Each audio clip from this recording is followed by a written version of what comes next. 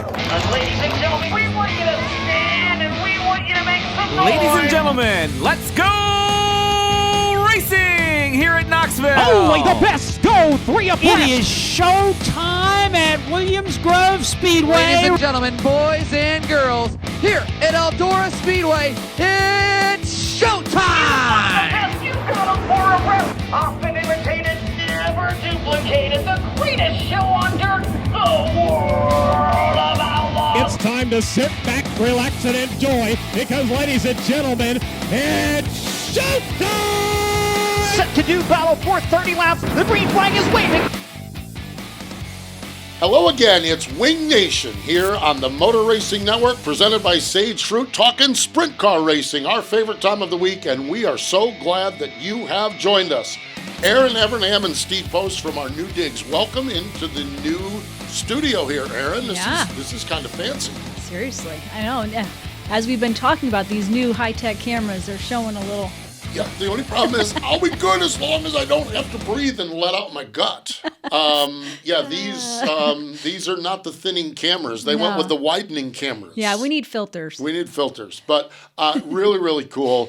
So welcome into our new studios. We are so excited about the new studio, and what the new studio is going to allow us to do is going to be awesome. And it's going to allow Erin and I to be really diligent at the gym so that next week when we come in, we don't look quite as wide as we do this week. Yeah, so it's motivating, all right. It's motivating, that is for sure. But we are so glad you joined us here as we talk sprint car racing on Wing Nation. Erin and I are the co-hosts of the show, but we have another co-host that joins us occasionally, and that co-host is Mrs. Pennsylvania America. Yeah. How about that? Ashley Strumme got back into the pageant world and after a 5-year hiatus. Right, and whooped him. Yeah, comes in and just wins it. Right in and just whoops him. So congratulations to our co-host, Mrs. Pennsylvania America, Ashley Strumme. I think that's really cool. It is really neat. I was really happy to see, Ashley back with the crown on. It's very fitting to see her with the crown. She, it's fascinating because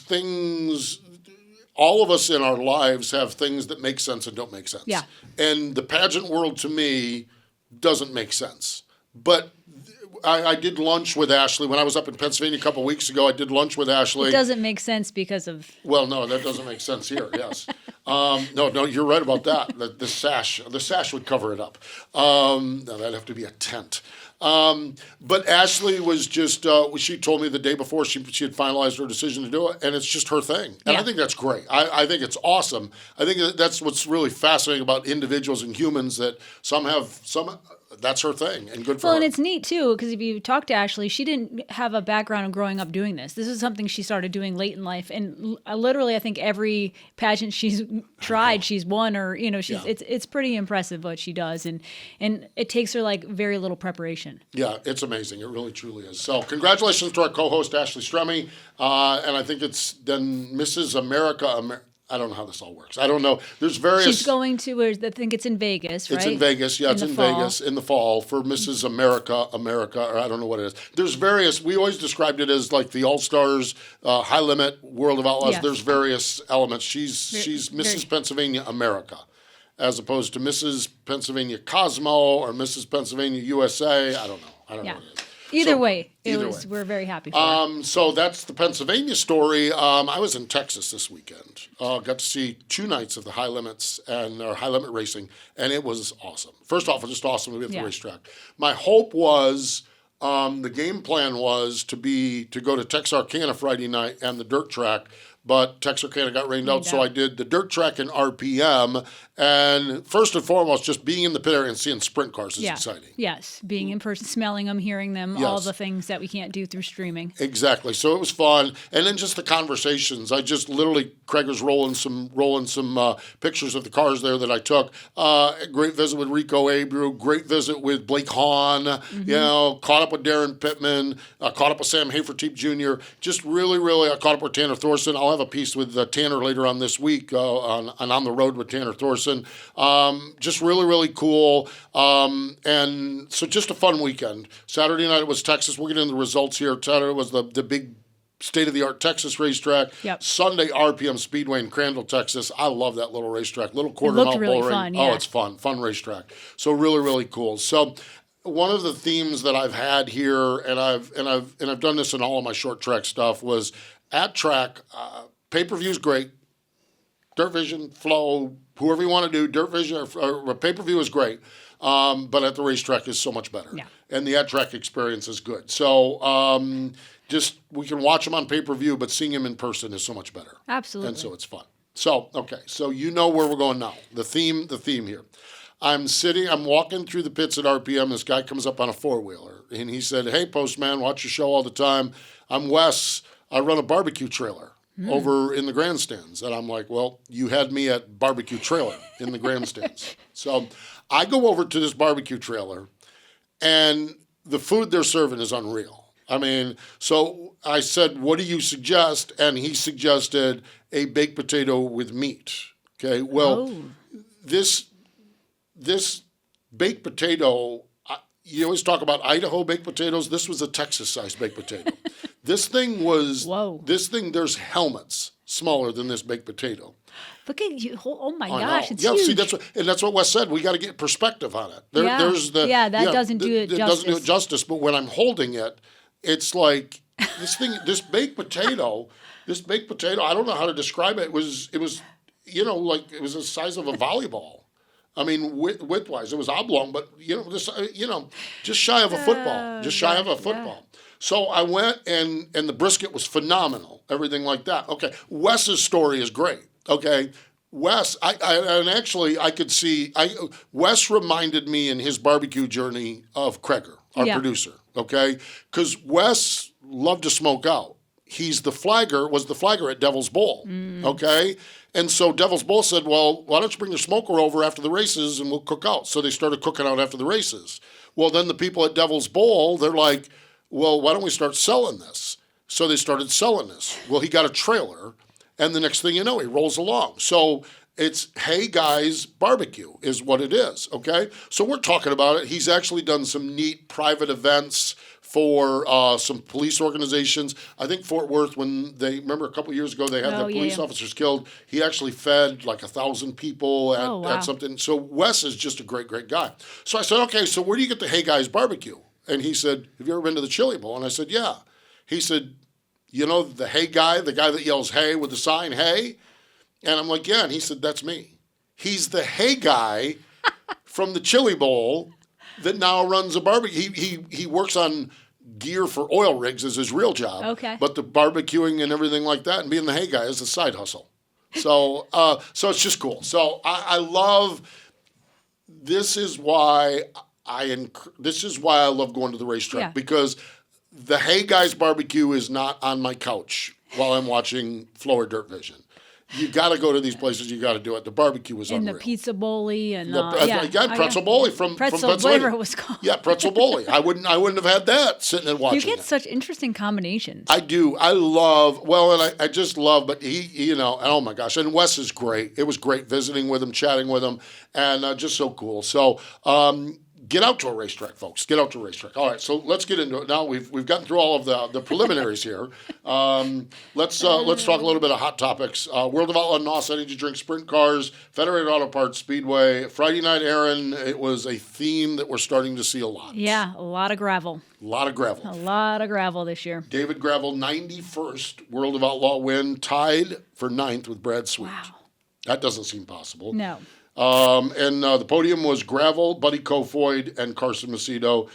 If we're not seeing David Gravel, we're kind of sensing that Donnie Schatz is rolling along too. Yeah. I feel like he's strong this year. Yeah, he really is. His last couple of seasons haven't been up to his standards, but this year I think it's going to be interesting to watch. What was so impressive about Saturday night was qualifying is everything. Yeah. He qualified 20th. Mm-hmm.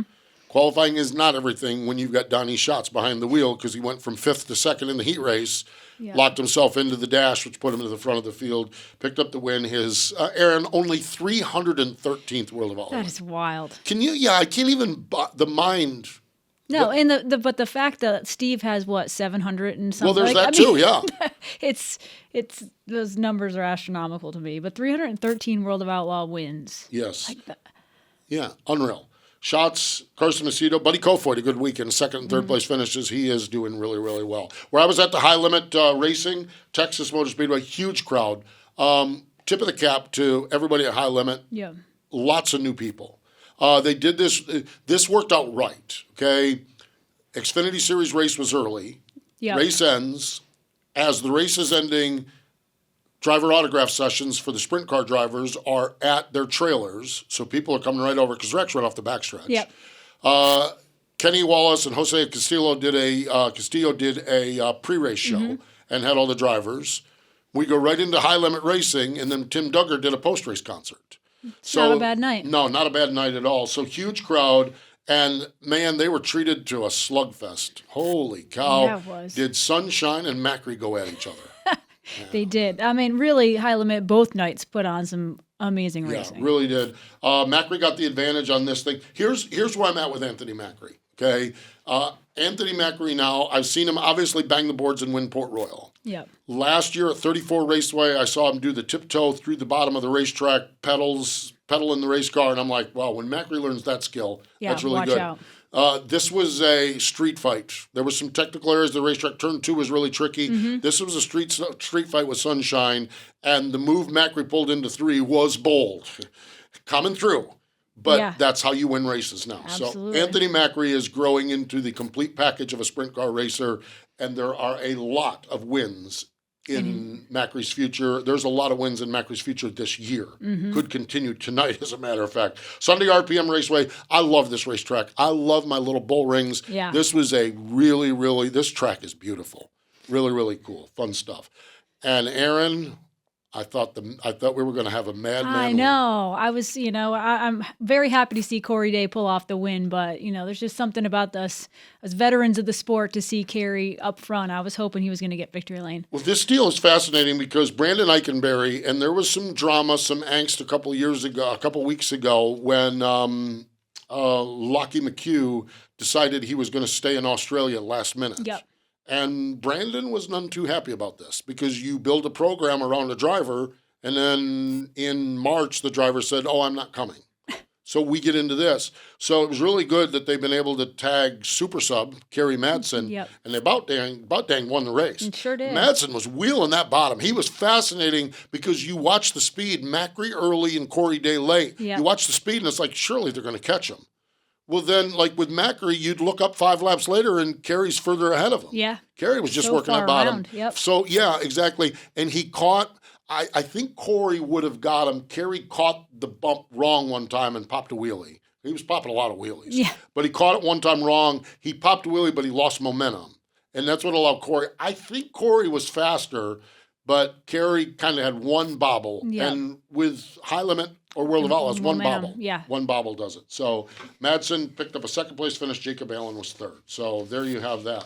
We're going to talk to Corey Day, and we're going to talk to Devon Borden, who won a thriller at Port Royal. Yeah, man, talk about slugfest. This Borden Dietrich stuff is really good. Yeah. That we've seen the last couple of weeks at Port Royal. Yep. So really, really fun stuff. Attica Raceway Park, it was Cap Henry getting the win, and Danny Dietrich continues 10 of 11 races in Central Pennsylvania. He's been on the podium, not top 5, the podium.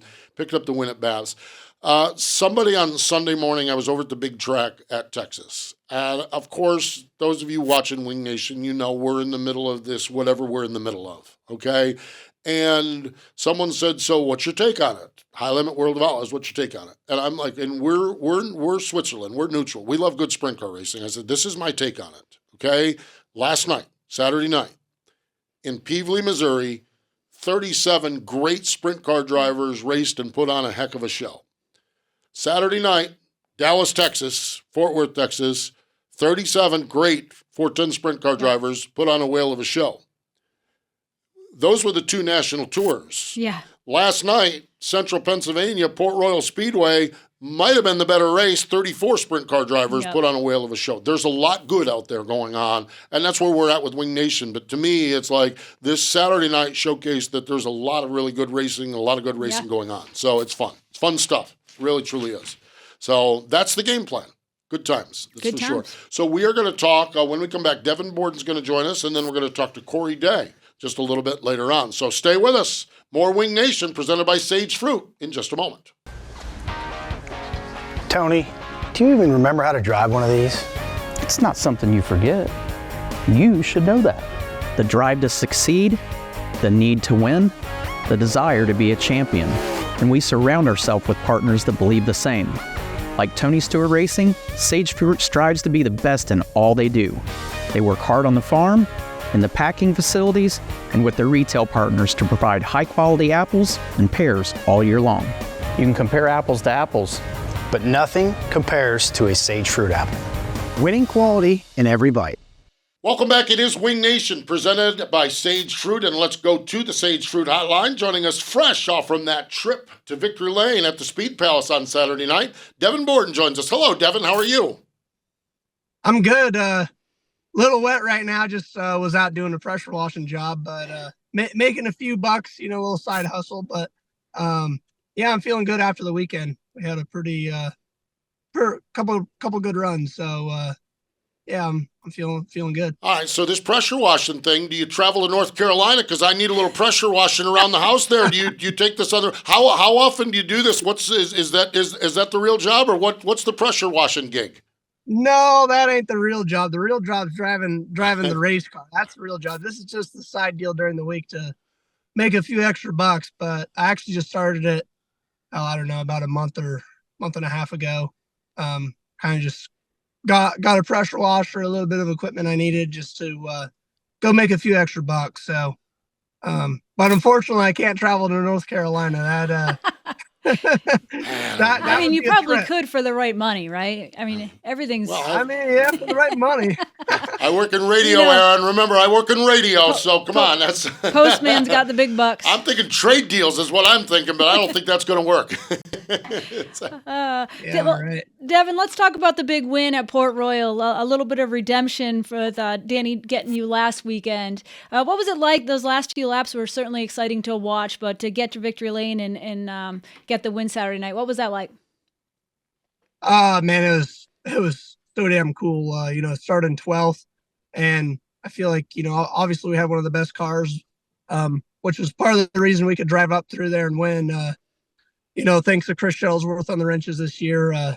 He really has us going right now. So, but no, I mean, it was super cool to be able to, come from that far back and drive around everybody and pick up the first one of the season, which we kind of badly needed.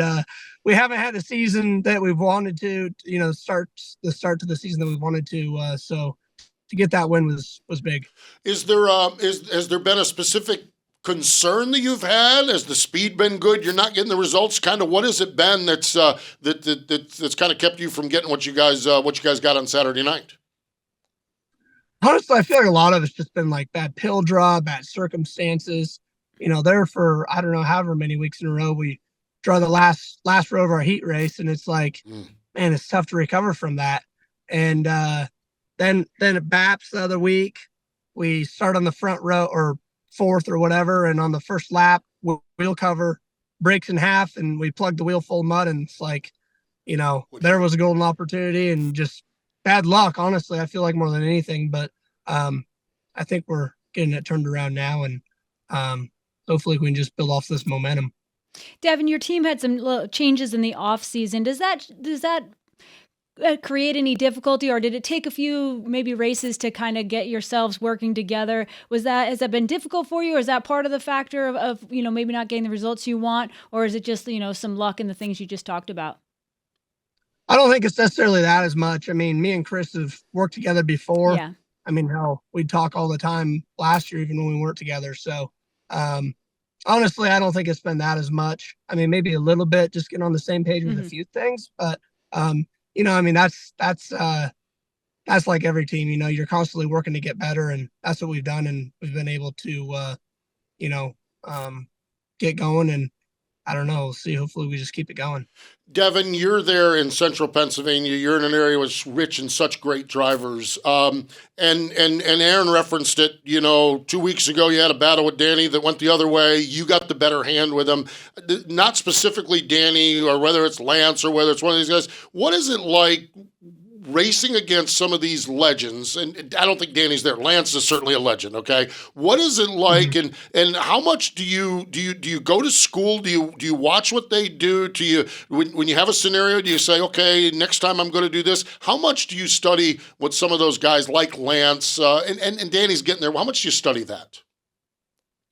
I mean, honestly, I could probably study more. I mean, I feel like you can never study enough. Like you could watch 20 hours of film a week, and there's more races you can watch. So I mean, honestly, what I do is I go back, I watch the replays every week, try to learn what I can, from not only what I did wrong, but what everybody else is doing, and how they're better than me. But I mean, honestly, I could probably spend more time, watching more film, than I do now. I feel like, anytime I go to a new track and stuff, I'm always on top of that, like rewatching tons of film and whatnot.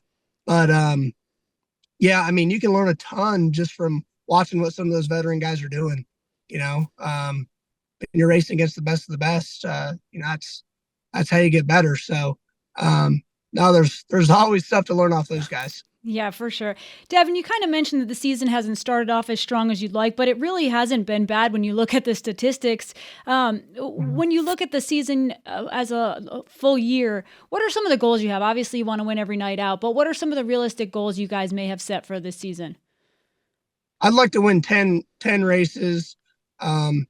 And, that's just kind of a win number. But more than anything, like I just want to be consistent and be able to run super solid at the big shows, when the Outlaws come to town and High Limit comes to town, and get consistent during all those shows. That's kind of my goal more than anything, is just to get, just build that consistency. Like there's times I feel like, I mean, I'll look like a superhero, and then next week, it's like, things just aren't happening. So it's like, more than anything, I want to build that consistently, just constantly be in the, honestly in the top 3 for weekly shows, and, be a contender when the Outlaws come to town, and, High Limit and all the heavy hitters. So, last year, we run 3rd against the Outlaws. That was super good.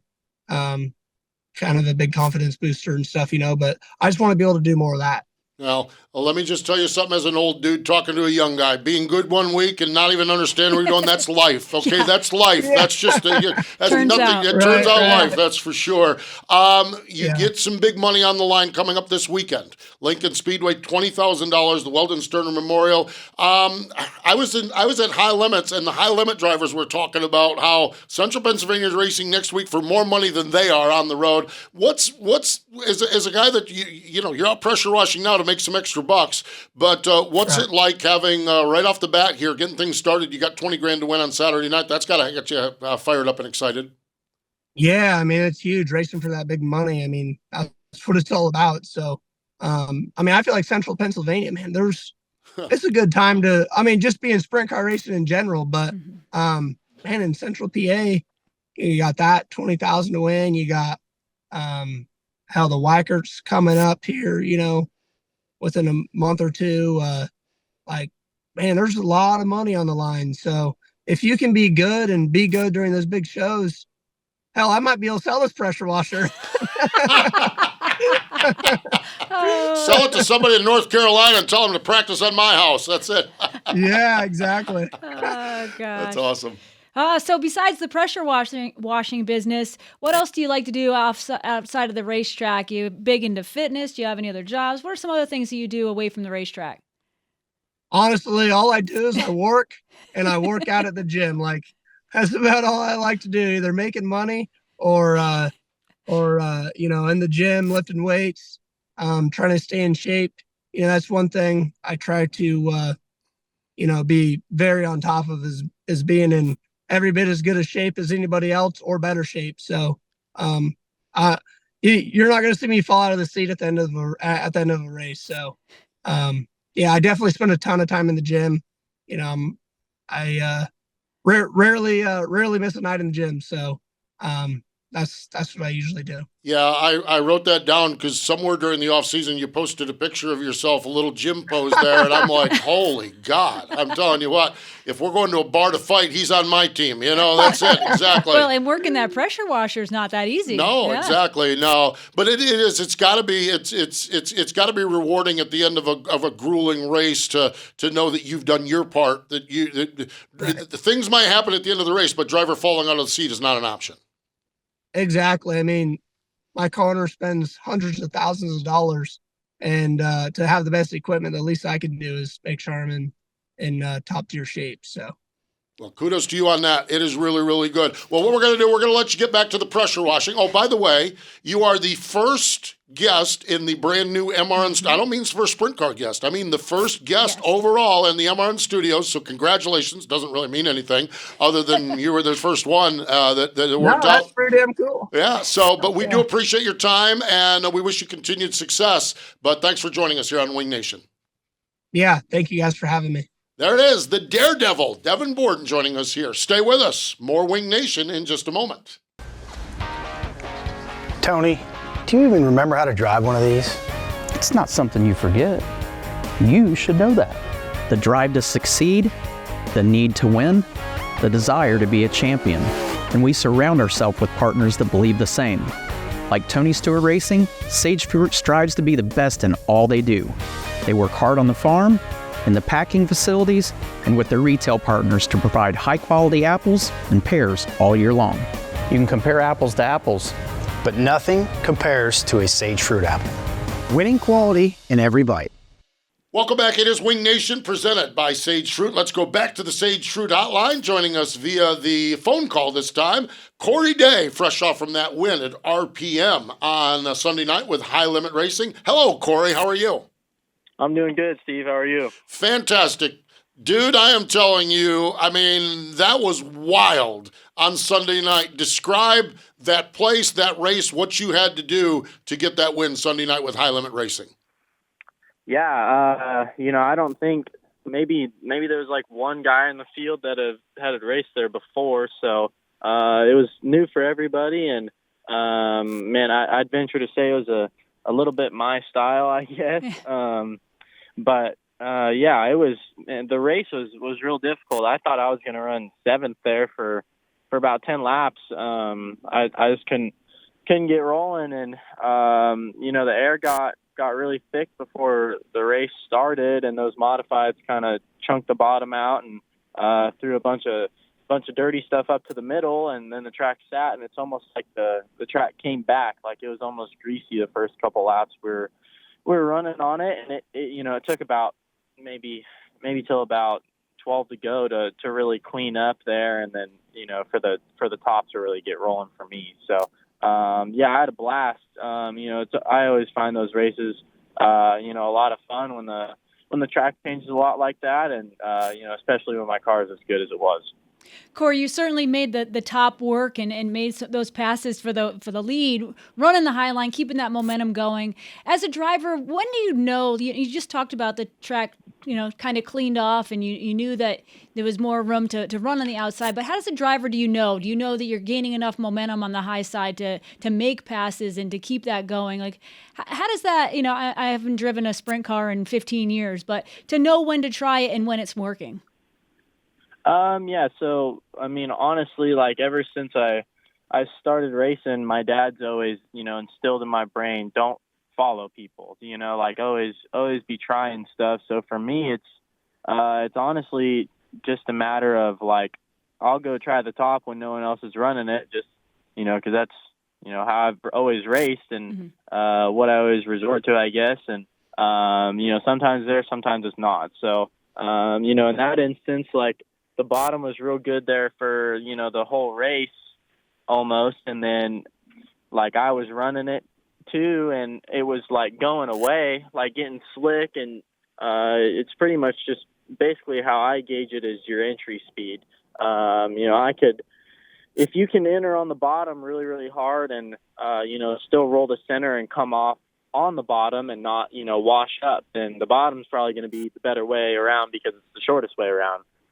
But if you got to slow down like you did there towards the end of the race, if there's a cushion, you're better off because you can just haul it in there. And haul it in there, you did. Yeah, That you is did. for sure. Gosh, that was an awesome race. That was so much fun to watch. It really, truly was. Watching I just love the momentum battle. Especially with two guys doing two different things. You're way up top. Carrie is way down low, and just watching it, I think that's fascinating to watch a race like that unfold and play out. And good to see you got the upper hand on that. Your season, 12 starts. You got that first win. You got a couple of top fives, 5 top tens. Just kind of assess where you guys are at, how things have been for you across the board. We started, the year in Volusia, and, we struggled a little bit just, being I'd never been there, and, we're used to tracks having a lot of grip in California, and, that place is just really sandy and doesn't have a lot. So, I struggled at Volusia a little bit, had a good night where we got qualified good and won a heat race, and, ended up, I think, getting into the infield wall on that night and in the feature and didn't run well. But, Volusia was really cool though. I had a good time there, and then, struggled a little bit at Georgia with high limit too. Just same thing, sandy surfaces, just, struggled with our race car, struggled with, me a little bit, never seeing the place, and,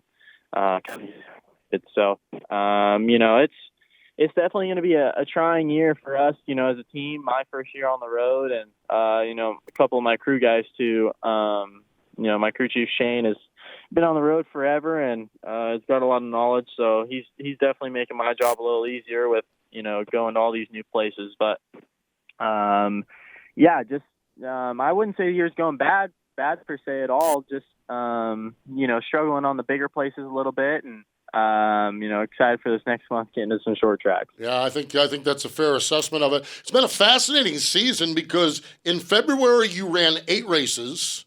In March you ran 1. Now you're getting ready to get busy. Are you excited just beyond the racetracks to get back into the rhythm of the racing and get some regularity into the schedule? Yeah, 100%. I almost felt like, Saturday night at Texas Motor Speedway was like the first race of the year because we had so much time off after, we initially started. So, definitely excited to get rolling here and start clicking off some races and, hopefully find some consistency while doing that. Corey, I think you announced before the season started that you were going to be running the Jason Myers racing car, I think most of the season, half the season, and also splitting some time with the Clausen Marshall with the 14 BC. How is that all working? And is it, I believe you're going to use the same crew. Is it the same equipment? Just tell us a little bit about how that all came together.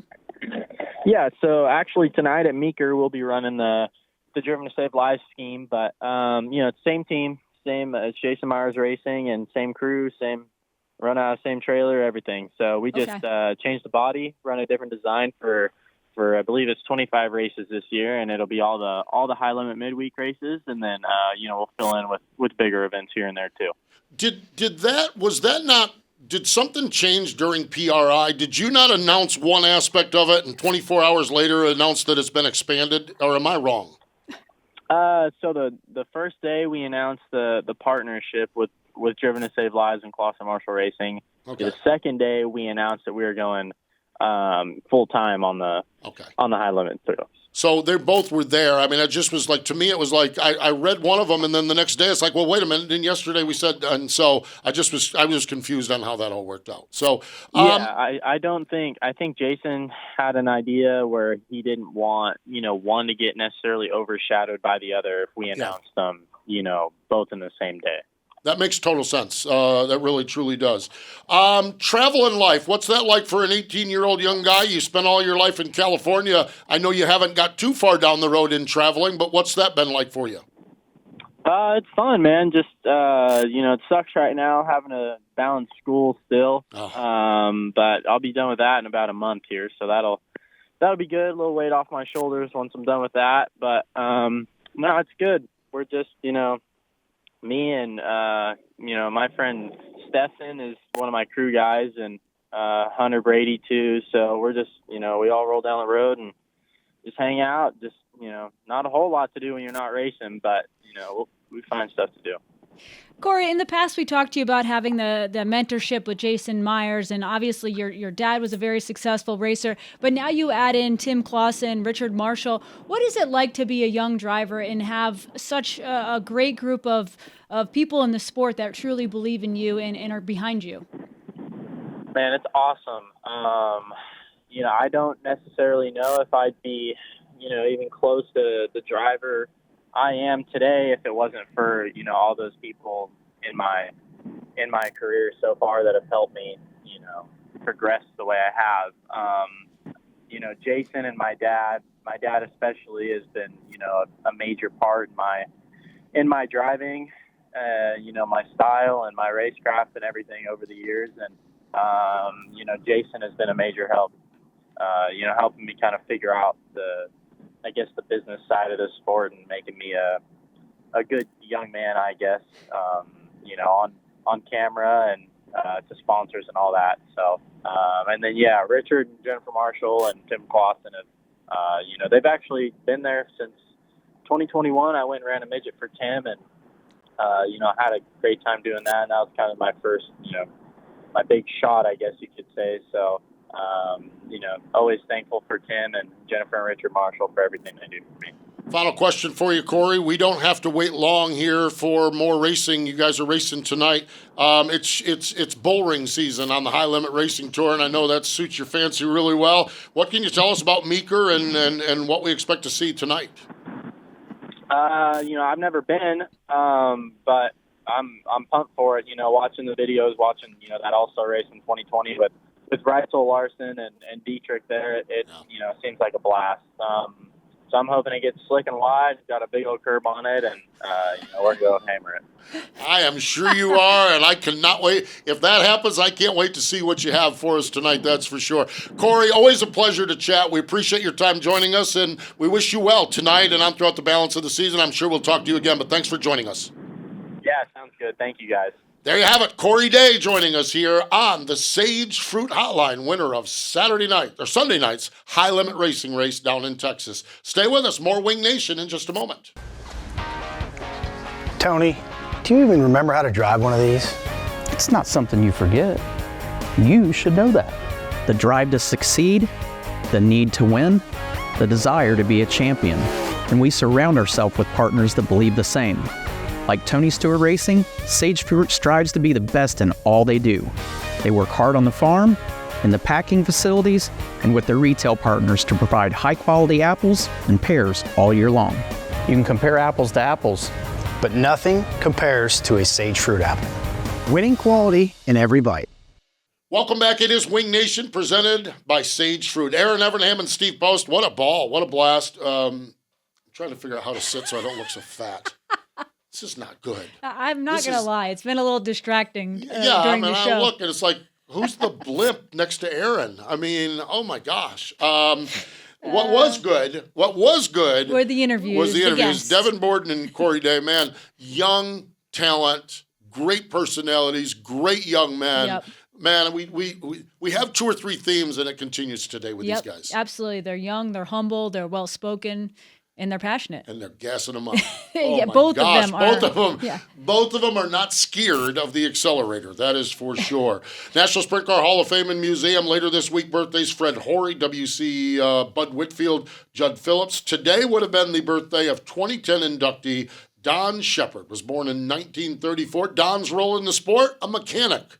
Worked on cars for drivers like Jim Hurtubise, Johnny Rutherford, Bobby Marshman, Bobby Unser, Gordon Woolley, Johnny Parsons, Roger McCluskey, and Al Unser. That's a pretty sporty list. A very sporty list. Yeah, he was on the 1965 USAC championship team. He also ran a service station in Indianapolis, Indiana, passed in 2015. But Don Shepard is forever enshrined in the National Sprint Car Hall of Fame and Museum. Think I might get out there in a few weeks and say hi to Bob Baker. You better say hello for me. Do some shopping. Shopping, yes. Love that place. That is for sure. And, of course, I'll buy some raffle tickets on our Sprint Car also. Obviously, because you got your new team we're working on. Right, exactly. So sprintcarhof.com, that's www.sprintcarhof.com. We have got a bevy of racing. It starts tonight with High Limit Racing, Red Dirt Raceway.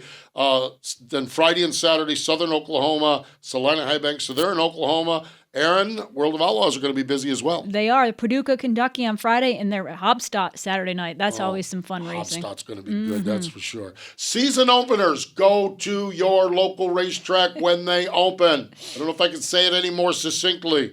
Lernerville, Knoxville, Fremont, Wayne County Series season openers, IRA, Ohio Valley Sprint Car Association, Attica Fremont Championship Series, and ASCS, the relaunch of ASCS.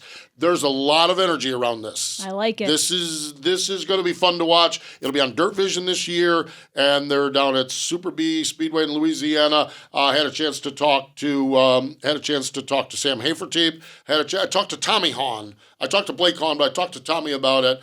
There is a lot of fingers crossed and a lot of optimism for the 360 program for ASCS. I feel like we needed that. Yeah, I think so too. And then Erin, Central Pennsylvania will not disappoint either. No, the big 20,000 to win we talked about with Devon Borden, the Weldon Sterner Memorial, Lincoln. Friday, Williams Grove, the Tommy Hinterschnitz Classic, 8,000 to win. And obviously Port Royal and the season opener at Sealands Grove. Tip of the cap to Stephanie Baker at Sealands Grove.